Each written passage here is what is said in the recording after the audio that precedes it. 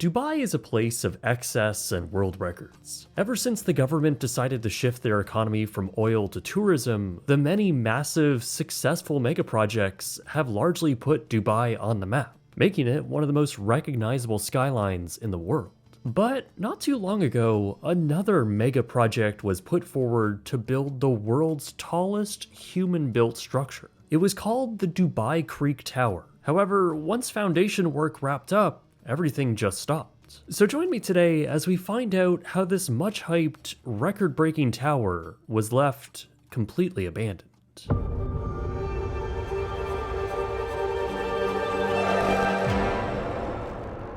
It began in 2006, during a time of massive development growth for the city. Developer Sama Dubai, a subsidiary of Dubai Holdings, the same company which had been working on the later cancelled Dubai Land, had announced a massive and ambitious project. It was called the Lagoons and would be located near the end of the Dubai Creek, not far from the international airport and right in the heart of the many developments already taking shape in the area. Atlanta-based architectural firm TVS Architects were chosen as the master planning firm, and they created a sprawling and vast concept of small islands and canals, all within over 1,600 acres and taking up over 40 kilometers of waterfront land. Around 70 mid-rise residential towers would make up what essentially was a trend for the area, mini districts that would act as small cities within a city, complete with all the amenities you could ask for, with shopping malls, a planetarium, museums, an opera house, and theaters. The centerpiece of the lagoons would be the Dubai Towers, a series of 4 architecturally striking curved skyscrapers, essentially acting as the icon of the development, and a key selling point for nearby residences. All in all, the project was valued at an insane figure of around 18 billion US dollars, and people were interested. In fact, after developers opened up public residential sales, Phase 1 of the site sold out in a matter of months, as did Phase 2 in 2007. By this point, the project was well underway, with significant land movement and infrastructure being constructed. Sand was dug out to create the new channels and canals, creating brand new islands ready for shovels to dig in for the new shiny towers. Developers claimed that the first buildings would open up by the first half of 2009, but of course, they never did. The 2008 financial crisis brought a sudden halt to many of the mega project concepts across Dubai, and the Lagoons was just that, a concept that never materialized outside of a model and a presentation center. Around 95% of the groundwork had been completed for the Lagoons, but as years passed, no work had been done. The site was left abandoned. That would be the case until 2013, when Dubai Holdings was looking to restart the project. They announced a new partnership with Emaar Properties, a developer giant in Dubai known for building the Dubai Mall and the Burj Khalifa, one known for delivering on big projects. They would unveil an updated plan for the lagoons, now unveiling a concept to ditch most of the canals and waterways for a more dense development. At its symbolic center would be an icon structure now revealed to be the Dubai Twin Towers, the largest such towers in the world. So with a new plan relatively locked in, Dubai Holdings and their partner Emaar Properties got to work. They began developing the residential district on the shores of Dubai Creek, right on the site originally slated for the Opera House. This became the first phase of construction for development, now known as Dubai Creek Harbor at the Lagoons. Though this was despite the Lagoons plan now being nothing more than just a name, as the original concept had been dramatically changed. Regardless, at least something was actually happening, and foundations for the new towers were being poured. But once again, things came to a halt. Another 3 years would pass with little work done on the existing site. This was likely due to yet another change in plans. After various rumblings of a new mega-tall centerpiece icon for the development, on April 10th, 2016, it had finally been unveiled with a media frenzy around it. The tower at Dubai Creek Harbor was poised to be the new centerpiece for this development, now entirely known as Dubai Creek Harbor. The tower was designed by famed architect Santiago Calatrava, the same architect of the notable Oculus Hub in New York City, as well as the cancelled and abandoned Chicago Spire, a project which I've talked about before on this channel. His distinct influence was very apparent here, with the tower's almost natural-looking, flowing design inspired by a lily. While it's not entirely known how many floors the tower would actually accommodate, it's widely accepted that the structure would only feature around 20 floors, all of which would be contained within an ovoid glass structure on the very top of a tall shaft. Here's where you'll find all of the various restaurants, a luxury hotel, and observation decks, complete with platforms that swivel out of the structure. On the penthouse floor, there would be a large garden with ceiling panels that would open up. All of these amenities would break records for being the highest in the world, and that's because the tower at Dubai Creek Harbor was set to break records of all kinds, as it was promised to be the tallest structure ever built by humans. While an official height figure was still a closely guarded secret, it's known that the building would be at least taller than the current record holder, which was also in Dubai, the Burj Khalifa. It was also set to exceed the proposed and also once abandoned Jeddah Tower in Saudi Arabia. Many speculate that the tower could reach over 1,000 meters or around 3,200 feet, possibly even up to 1,300 meters. This immense height is achieved by a series of long cables anchored into the ground below, adding stability for the super tall structure in the harsh Dubai weather. The tower was instantly met with a lot of enthusiasm, and put the Dubai Creek Harbor project back on the map for many, as this new icon would stage the various shopping plazas and entertainment offerings below. The whole project became the hottest new development within the city, and that's exactly what they wanted out of this tower. Since it had so little floor space, it was meant more to be a selling piece and a point of pride for Dubai, the same way something like the Eiffel Tower was for Paris. Though for this tower, it would be a costly one, as the total price to build it was somewhere around $1 billion US. Now, this could have just been a fun concept, maybe taking shape somewhere down the road, but it soon became clear that the developers were serious about getting this tower going, and by October of 2016, an official groundbreaking was held. The building site was clearly mapped out on the greater development land, and already excavation was underway with the immense foundation work needed.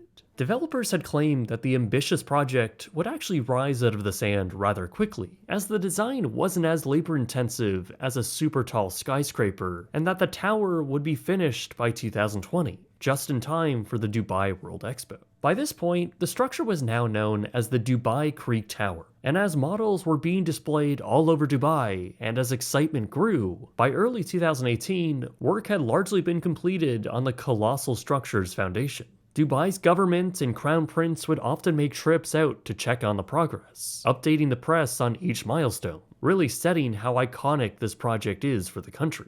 However, while the Creek Harbor site as a whole was still active, particularly the residential developments closest to the water, the actual site for the tower had largely been left as it was. By early 2019, most of the infrastructure for those work crews had vacated, leaving just a bunch of empty staging areas and a big hole in the ground. Delays in awarding the primary contractors for the tower were likely the reason behind this, but by this point, it was already too late to make that 2020 opening. Between 2018 and 2020, almost no information was given about the state of construction. Emaar, the developers, didn't disclose any updates to the public, and by early 2020, it was being reported that the tower was on pause, thanks to fears surrounding the COVID-19 pandemic. In reality, the tower was clearly delayed well before this event, so it is a bit of a cop-out. Though it is true that Dubai's Department of Finance pumped the brakes on all construction projects that hadn't yet taken shape. Emaar would ultimately revise their opening plans, now pushing it to 2022. However, as that date came and went, Dubai Creek Tower remained as just an abandoned foundation in the desert. Now, the rest of the project was still underway, with full residential developments taking shape within the island side. While these still were very large condo residences, it pales in comparison to the rest of Dubai Creek Harbor. In fact, these newly occupied residential buildings now overlooked the abandoned foundations of the tower. The developer's position remained as a vague "negotiations are in progress" statement, but still no tangible work had been made since 2018. Meanwhile, the company quietly began removing any mentions of the tower from the marketing of Dubai Creek Harbor as well as their website. Finally, in August of 2023, Emaar Properties came out and stated that the project was on indefinite hold. No reason was given, but the company did state that the Creek Tower was currently being redesigned and would now not strive to become the world's largest structure. It was now promised to stand slightly shorter than the Burj Khalifa. They claimed that a new design would be revealed in around 7 to 8 months, and that construction would resume at the site in 2024. That would never happen. Instead, various rumors would come and go surrounding the future of the tower. The lack of any updates and failure to reveal an updated plan for the structure only fueled speculation. Emaar, for their part, continued to stay tight-lipped about anything other than the waterfront developments that people were actually buying. They did talk a little bit more about the Dubai Square in 2024, the development's primary shopping mall, and they did mention that it will be linked to the Dubai Creek Tower.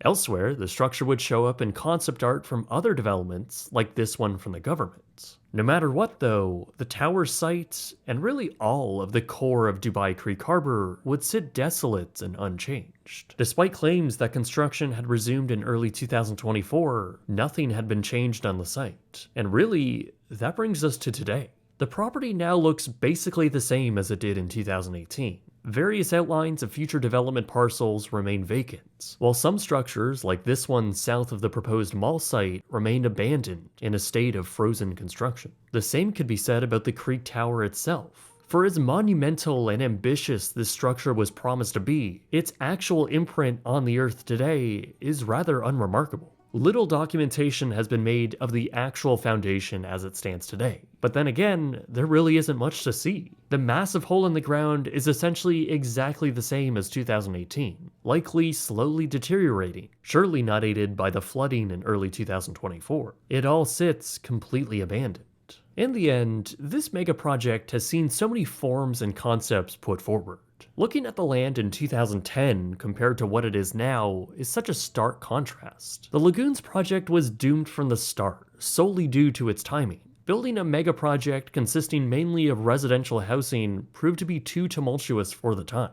By the time it was rebranded into Creek Harbor, it kept the residential elements, in fact made it more dense, but to help drive sales, they decided to go for vanity and excess. Dubai Creek Tower really served no functional purpose, aside from having the bragging rights over the Jeddah Tower, which was announced to be the new tallest tower in the world, thus removing the title from Dubai, and just being another driver for tourism. However, once the Jeddah Tower's construction stalled and became abandoned, and when the developers found that the tower really didn't affect sales of the nearby condos enough to justify the cost, they likely de-emphasized its importance. As the parts of the development that were actually making money were prioritized, it seems like everyone kinda just forgot about the vanity project that was poised to change Dubai's skyline. At the time of the press launch for the tower, they also emphasized its importance of having it finished before the expo. But of course, the fair has come and gone, and the tower never made it up. Now, of course, these are all just assumptions, as corporate details behind what happened here are actually pretty scarce. But that's not to say what they were actually building here wasn't interesting, though. I honestly do like it. I think it's incredibly cool when we build structures like this. However, despite being a cool idea and surely an impressive feat of engineering and architecture, mainly thanks to designer Santiago Calatrava, if anything, it's now better known for what it failed to amount to. It has now become a weird trend for the famed architect, as just like the failed Chicago Spire development he worked on, this too is another large abandoned hole in the ground.